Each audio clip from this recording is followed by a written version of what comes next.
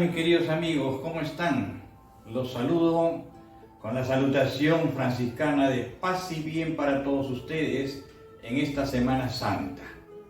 Vamos a rememorar algunos pasajes de la vida de nuestro Señor Jesucristo próximos al camino al Calvario.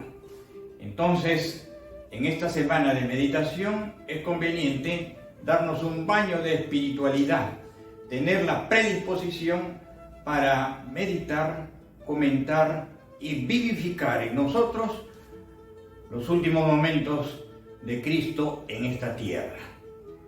Ya este domingo de Ramos hemos festejado con grandilocuencia espiritual como nuestro hermano mayor Cristo, montado en un pollino, en un borriquito, entra triunfante a Jerusalén. Pero cuando decimos que entra triunfante a Jerusalén es porque los apóstoles, sus discípulos, los grandes seguidores y los niños acompañan a Jesús alrededor del pollino y ingresa pues a Jerusalén como un verdadero Dios, como un verdadero mensajero. Hosana, el Hijo de David, que ha venido a predicar una buena nueva. La doctrina de la fraternidad, la doctrina del perdón, la doctrina del arrepentimiento, la doctrina universal donde nos involucramos todos, sin excepción, justos y pecadores, porque este médico espiritual, este Redentor, está con nosotros. Eso lo hemos festejado este domingo. Y hay otros pasajes previos a la predisposición de que Cristo pueda dar su vida tal como estaba predestinado. Pasajes como por ejemplo la última cena, donde Jesús tiende humildemente a lavarle los pies a sus apóstoles. Pedro se le revela como diciendo: yo, ¿por qué, Señor? Tú que eres hijo de Dios me vas a lavar los pies. Y Jesús le da una nueva lección de obediencia. Él tiene que obedecer los mandatos divinos. Y es por eso que se somete Pedro a que le laven los pies. Pedro era, como bien sabemos, grotesco en sus ademanes, en su postura, pescador, hombre sencillo, hombre sin vanagloria, pero era tosco, pero era su manera, su personalidad, su manera de definirse. Pero Jesús lo va moldeando poco a poco. De pescadores de redes, de pescadores de mar, los va a convertir en pescadores de hombre.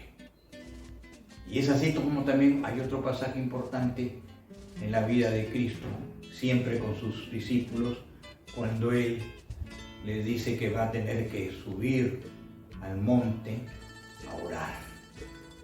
Ellos se quedan dormidos, cansados ya, lo habían seguido días y noches a Jesús, necesitaban descansar, porque el cuerpo eso es lo que necesita, para reanimarse. Pero Jesús tenía la deuda con el Padre, tenía que hincarse, estar de rodillas y meditar por aquello que le tocaba ya pasar. Tomar ese cáliz, esa responsabilidad de obediencia, tal como estaba escrito, para entregar su cuerpo acá en la tierra y luego su espíritu a Dios y quedarse eternamente con nosotros.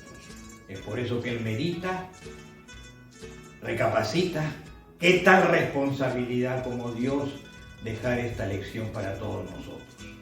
Y otro pasaje duro, ya lo sabía en la última cena, ya lo sabía Jesús cuando se reúne con los 12. Uno de vosotros me va a traicionar. ¿Yo, Señor? Y todos se miran, se increpan. El único que no mira y está en la cena, porque era parte de los 12, es Judas Iscariote. Él ya sentía el remordimiento de conciencia y de alma de que iba a traicionar al maestro.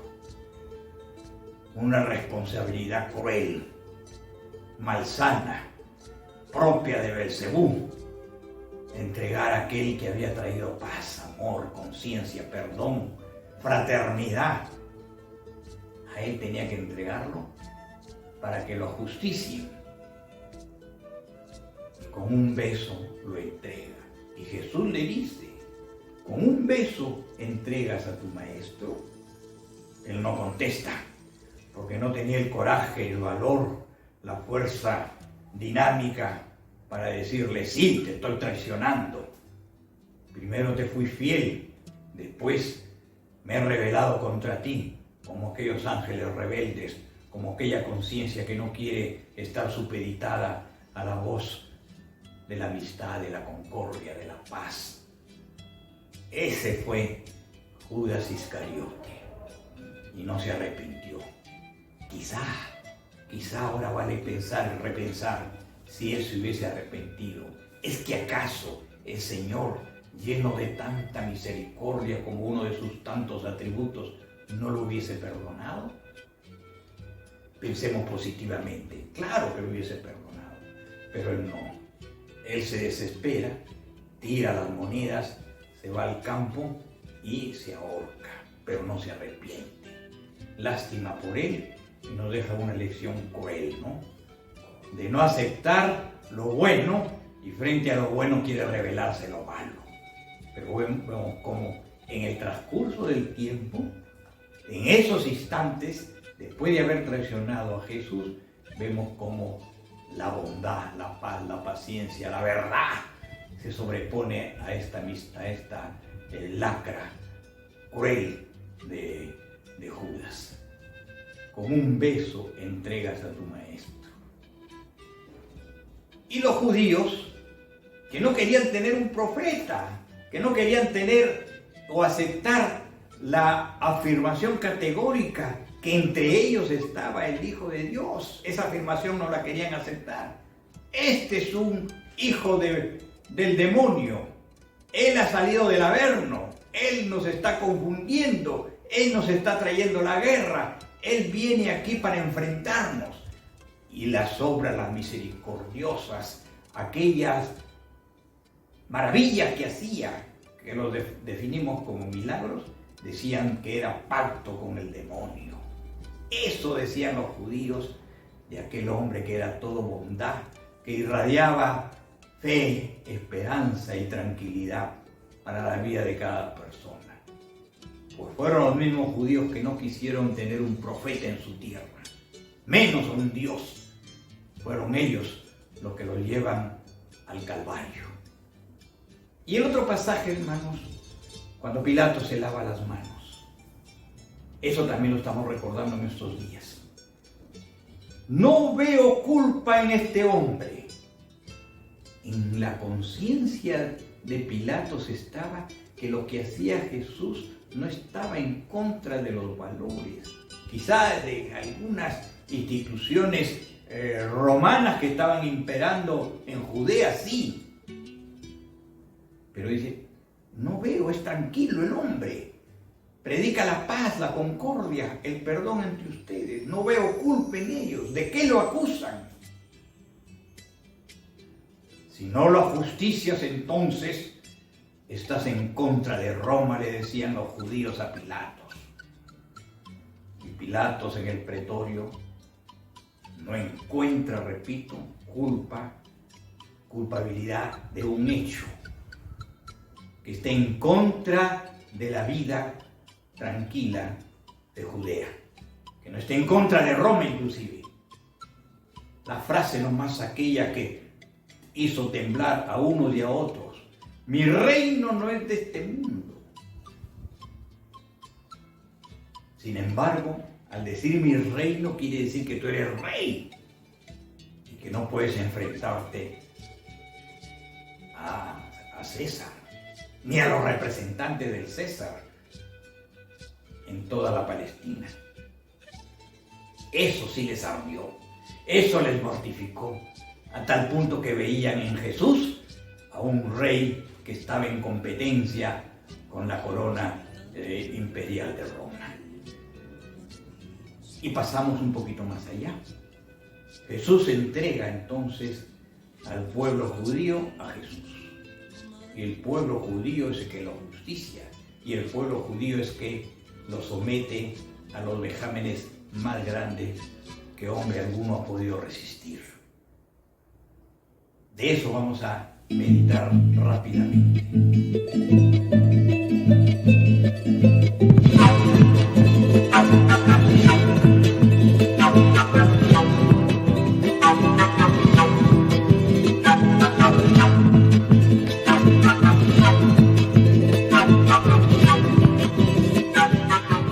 Jesús es condenado a muerte.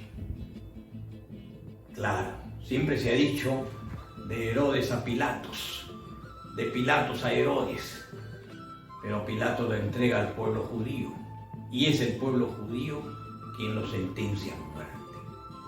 Muerte de un inocente, muerte injusta, muerte sin juicio alguno, un asesinato cruel a un hombre que predicaba la paz frente a la violencia. Y él acepta ese designio.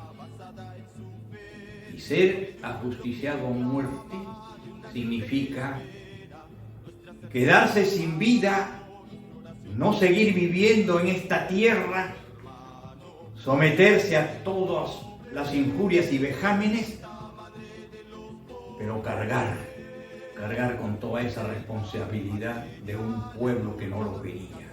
Sin embargo, había la otra población que Hosana, el hijo de David, aquel que lo aclamaba, aquel que lo hizo triunfante en el ingreso a Jerusalén. Cargar la cruz significa, Jesús al estar condenado significa en todo caso que pasa de un estado de vida gloriosa a un estado de vejamen por los hombres. Esa meditación nos invita a pasar a la segunda estación.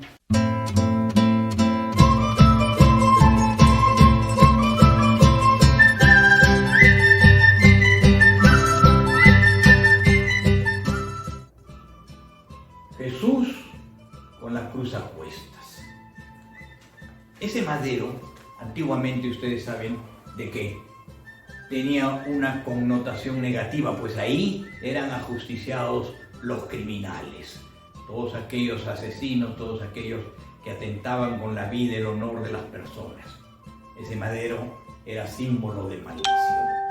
Sin embargo, Cristo es designado para que lleve su cruz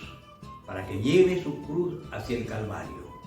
Una cruz pesada, una cruz que significa todas las cargas negativas de la humanidad. Jesús no se amilana, coge el madero y después de haber pasado, hay que tener en cuenta, insomnio, haber sido azotado en las columnas, haber sido escupido, haber tenido vejámenes como aquella coronación de espinas, tenía lacerante toda la sien, los latigazos que recibió, los escupitazos, etc. Sin embargo, Jesús se aferra a la cruz y la lleva. Lleva el madero en el cual iba a ser ajusticiado.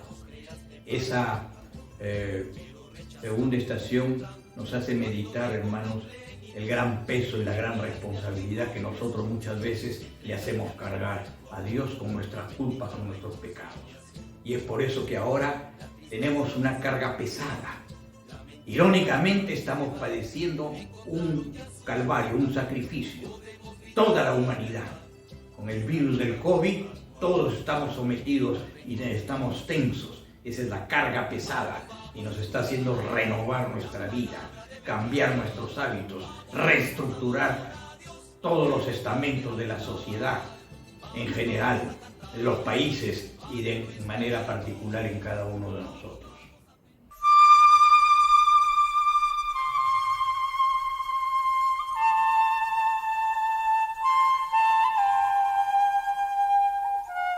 Pasamos, hermanos, a meditar rápidamente sobre la tercera estación, que dice que Jesús cae en tierra por primera vez.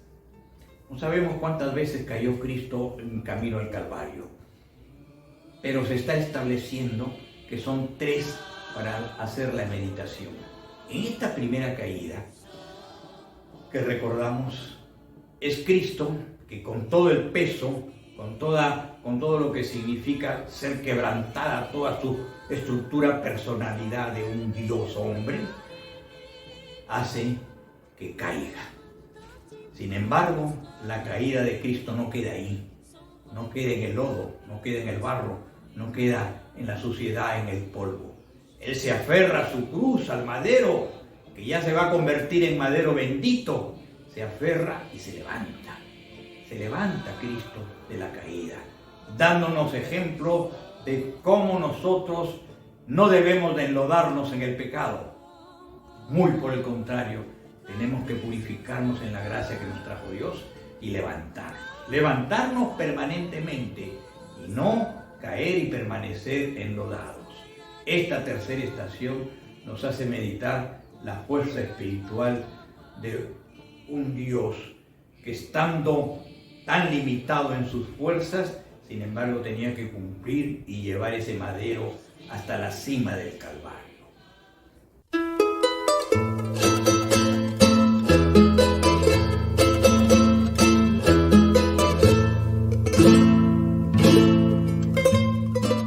Esta cuarta estación nos da a entender un pasaje muy doloroso. Ustedes lo pueden definir e interpretar. Jesús encuentra a su madre camino al Calvario.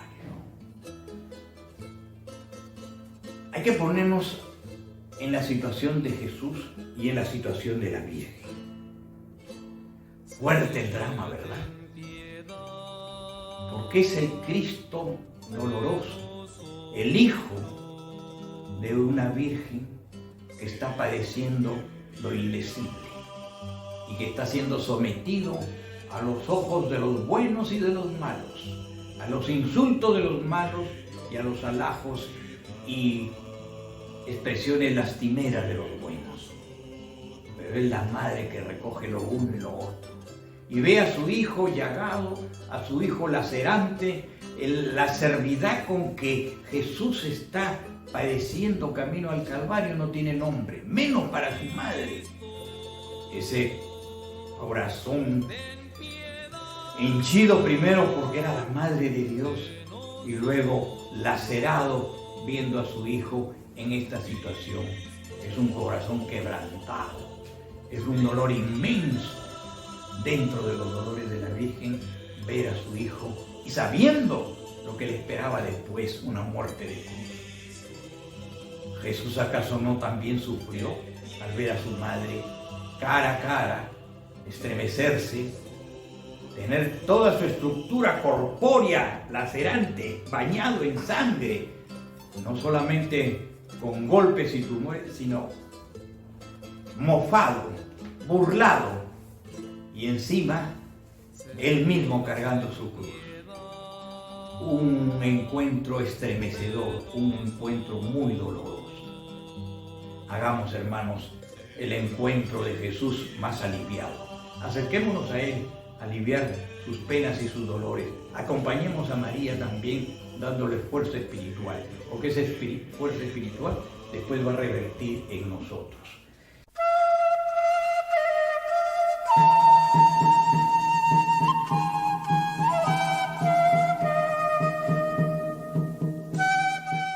La quinta estación, hermanos. Simón de Cirene. Simón de Cirene ayuda a Jesús a llevar la cruz a cuestas.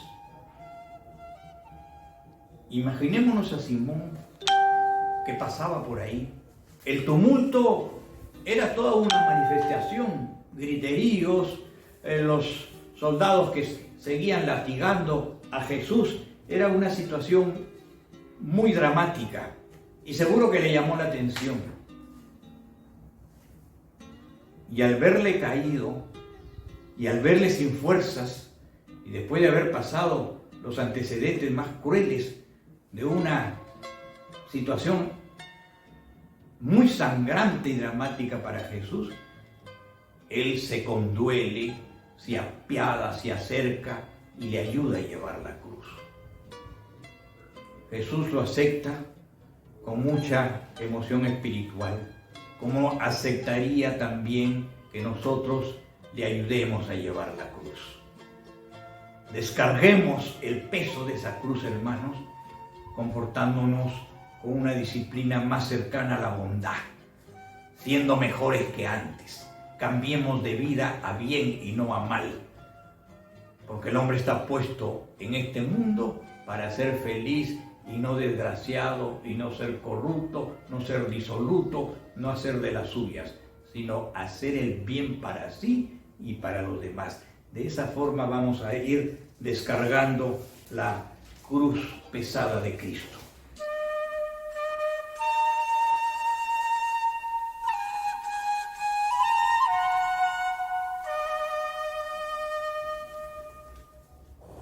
Cuando Verónica se acerca también, de repente, al observar a Jesús, le llenó tanto de piedad que sacó un lienzo, un pañuelo grande y le seca el sudor. Queda retratado el rostro de Cristo en el lienzo. Ojalá también que en nuestra vida interior, en nuestra alma, quede retratada la vida, pasión y muerte de Jesús. Pero que nosotros ayudemos a limpiar ese rostro. Nos llama la atención si nosotros, común y corriente, nos golpeamos, nos pinchamos con una aguja, con un alfiler, o tenemos un golpe adrede o no en el deporte, etc. Estamos lastimados y nos duele por días. ¿Qué será pues aquel hombre Dios que había sido lastimado días de días? y seguía en el camino al Calvario, nadie tenía compasión de él, menos los que estaban tan cerca, que eran los soldados, que le negaban agua, y si él pedía agua, le daban más latigazos. La Verónica tuvo mucha contemplación con Jesús.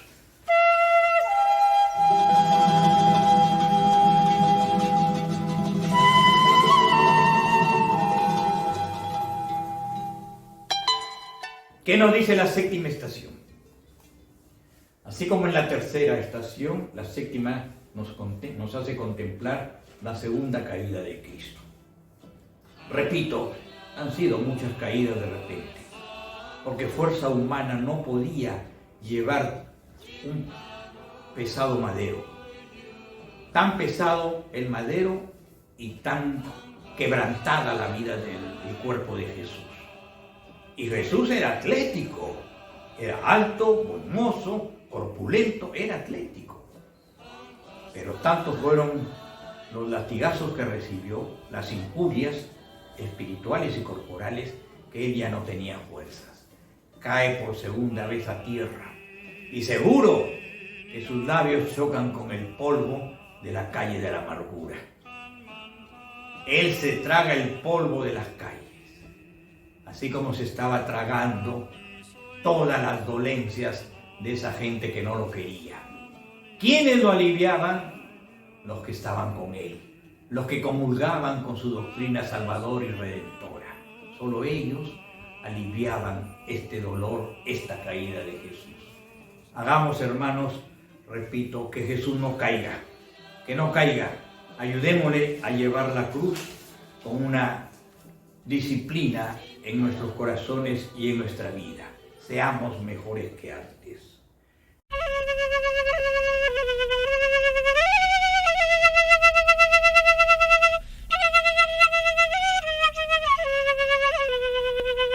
La octava estación es todo un encuentro. Jesús consuela a las mujeres de Jerusalén. Él, estando adolorido, sin embargo, Jesús toma el valor espiritual de hombre y de Dios y se digna dar una prédica silenciosa y les dice a las mujeres que no se preocupen por él, que se preocupen por ellas mismas y por sus hijos. Tremenda enseñanza. Ahí estaba hablando Jesús hecho Dios. No se preocupen por mí, preocúpense por ustedes y por sus hijos, por la descendencia. Y es ese Jesús entonces fuerte de ánimo que le da ánimo a aquellas mujeres que a su vez ellas querían consolarlo con su presencia y sus palabras. Sigamos el ejemplo de estas mujeres de Jerusalén. Tengamos al frente a Jesús y también consolemos. Y al consolarle Jesús nos va a repetir: preocúpate por ti y por los tuyos. ¿Qué tal enseñanza? Justo camino al Calvario, Jesús derramando caridad, derramando conciencia espiritual para estas gentes.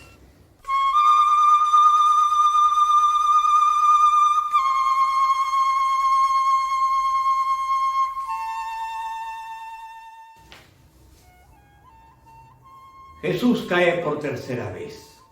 La tercera, la séptima y la novena estación nos narran estos episodios, las caídas de Jesús. Quiere decir de que Jesús estaba débil. Como hombre, estaba muy afligido. Tan débil, bueno, ustedes me van a preguntar también, pero si era Dios, ¿qué le costaba fortificarse, pedir el auxilio divino y cargar la cruz como un ser omnipotente? ¿Qué le costaba mandar a paralizar los cuerpos de aquellas personas que eran los soldados, paralizarles el brazo y dejar que no lo castiguen? Si era Dios. Pero eso sería, no algo mágico, no, como Dios Todopoderoso lo podía hacer, pero sería algo, la lección no quedaría completa.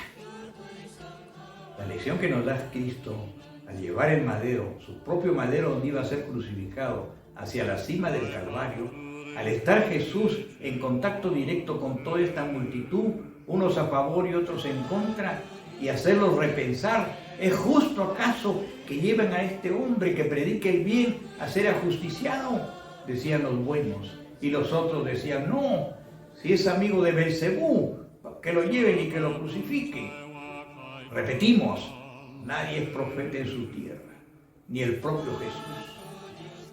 Pero Jesús estaba dando las lecciones una tras otra, y al caer, Él de todas maneras se levanta y continúa. Ya estaba cercano al Calvario, continúa Jesús.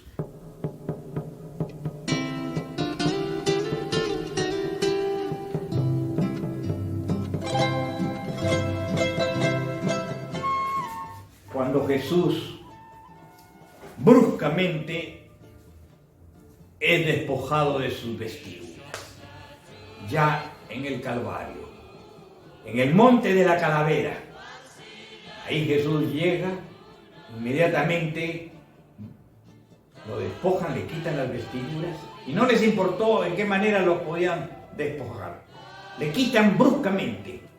Y si esa vestidura estaba ya unida a las heridas de Cristo, pues había que arrancárselas también. Y comienza el drama más impactante, ya próximo a ser clavado en la cruz. Y los soldados, de todas maneras, estaban rifando las prendas de Jesús. Ya sabían de que esas prendas iban a tener un valor. ¿Es que acaso esa túnica no fue cosida, tejida por la Virgen María? ¿Por qué no pensamos en eso? Y la Virgen estaba también con él, junto con Juan, al lado. Nunca la Virgen dejó a su hijo. Fueron los padecimientos más fuertes, más impactantes, y quizá ya se iba a cumplir, no quizá, de hecho, se iba a cumplir la profecía del anciano Simeón. Una espada gigante atravesará tu corazón.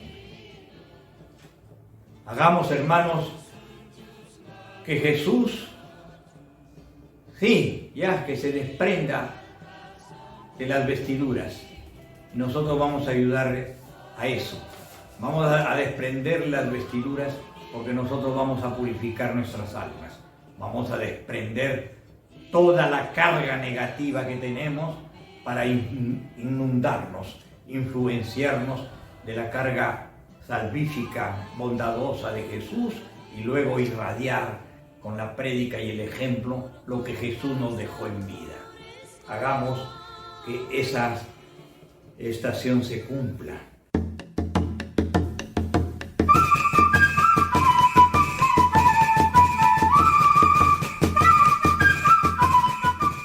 Y por último, ya para concluir, la 11ª estación, Jesús es clavado de manera mortificante en la cruz. Los clavos que le colocan a Jesús fueron de tal magnitud que tuvieron que emplear no un martillo, sino una comba. 3 o 4 clavos que lo ajustician a Jesús. Clavos que estaban cargados de la ignominia del pueblo de Judá. Fueron los judíos los que perversamente confabulan, lo llevan al Calvario y lo están azotando y lo están ahora clavando. Jesús es clavado en la cruz y con él se están cumpliendo las Escrituras.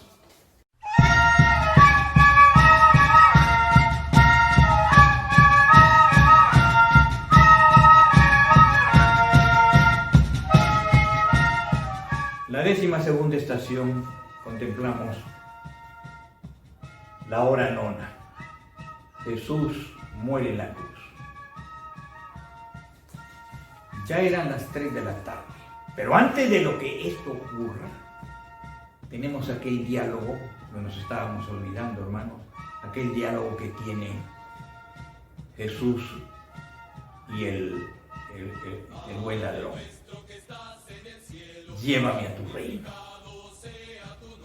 Jesús le contesta con toda la autoridad de un Dios: Ódieme cum eris in paradiso. Hoy mismo estarás conmigo en el paraíso. Con esta expresión, Jesús está perdonando la vida anterior del ladrón. Ódieme cum eris in paradiso. Hoy mismo estarás conmigo en el paraíso. Palabras sabias que debemos de tenerlas en cuenta cada vez que nosotros nos acercamos a Jesús, y que tenemos que acercarnos con esa bondad, con esa tranquilidad. Si estamos en falta, acerquémonos a Él, porque sabemos que Él es todo misericordia, atributo gigante de Dios para perdonarnos. Y aquel otro pasaje tierno por demás, que se cumple cuando Jesús mira a su madre y le dice: mujer, he ahí a tu hijo, refiriéndose a Juan. Mulier ecce filius tuos. He ahí la responsabilidad que le da a María al dejar a Juan como representante de toda la humanidad. Jesús deposita en su Madre Santísima para que sea madre de la Iglesia y madre de todos los hombres. Y a su vez a Juan le dice: hijo, he ahí a tu madre. Filius ecce mater tua. ¿Qué tal compenetración de madre a hijo y viceversa, de hijo a madre?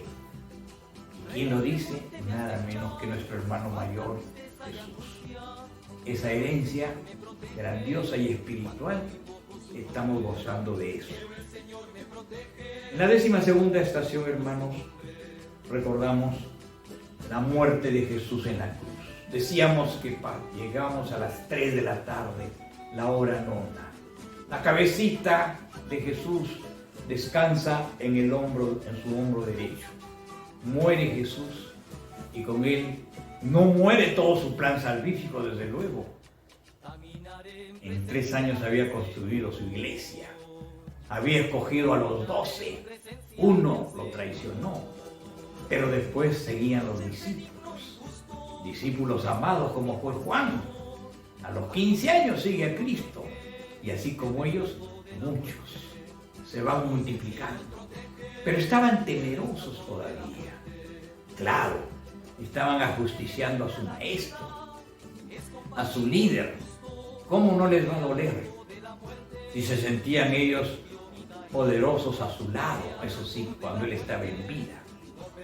Pero después ya viene el apoyo de la Virgen María al tenerlos a ellos como hijos predilectos. Y cuando llega el Espíritu Santo, que se revisten de valentía, de fuerza, de poder, a tal punto de que ellos comienzan a predicar y a hacer milagros con mayor tranquilidad.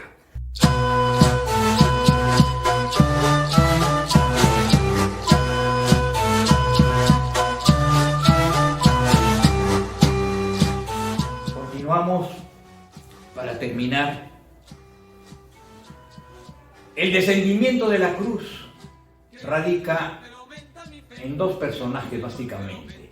Jesús es bajado de la cruz y puestos en los brazos de María Santísima.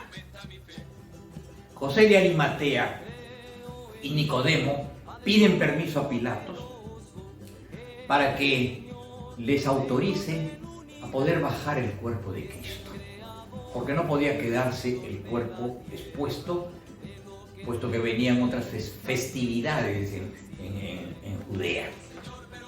Entonces a los 2 ladrones les quiebran las piernas, mas no a Jesús.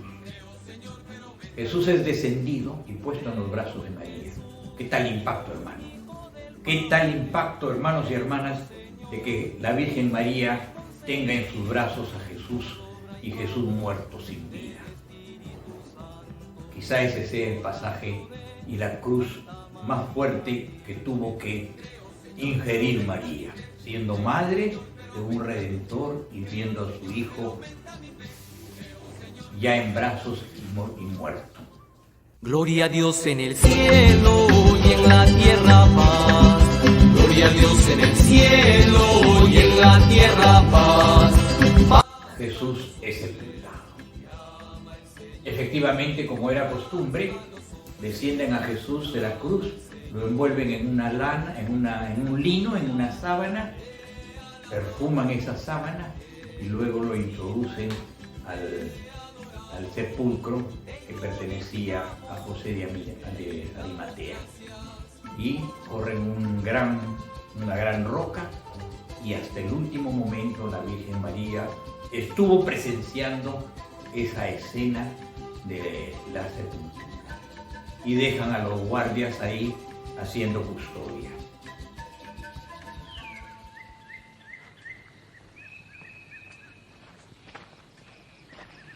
Samana Jallari punchautam tutapaita miski asnachta apaspa rirhaku. Pampashan kurumitam Jorjosjata tarirhaku. Jesús pa cuerpunmi manakas hachu yaykuptinku.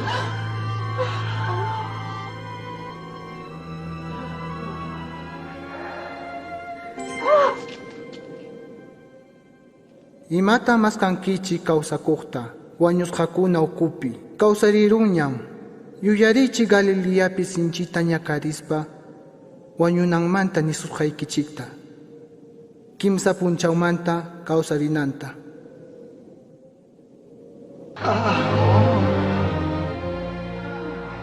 Allin hamkunawan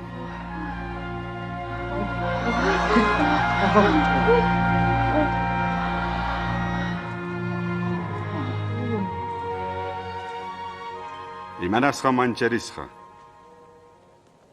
sonquykichikpas iskarayasqa qhawaychik makiyta chakiyta ñuqa kikiymi kani qhawaychik llapchaykuwaychik Espirituqa mana aycha tulluyuqmi ñuqam kani pasawasqanqa willasqam karqa ñawpaqmanta Qamkunawan kachkaspa nirqani tukuy salmos profetakuna Moiséspa qillqasqanmanhina kananta. La última estación se refiere a la gran resurrección de Cristo y, como dice San Pablo, el gran milagro, el mayor milagro de Cristo es su propia resurrección. Cristo resucita de entre los muertos y con su resurrección vence a la misma muerte. Y él lo había vaticinado. Este templo lo derruiré y en 3 días lo reconstruiré. El templo de su cuerpo y de toda su doctrina. Cristo resucitado es el que debe de reinar permanentemente en nuestras vidas. Hermanos, para todos ustedes, una feliz resurrección de Cristo, que Dios reine para siempre en ustedes. Aquel Rey de Reyes que entró triunfante a Jerusalén va de todas maneras a exaltarse con el mayor milagro, su resurrección. Paz y bien.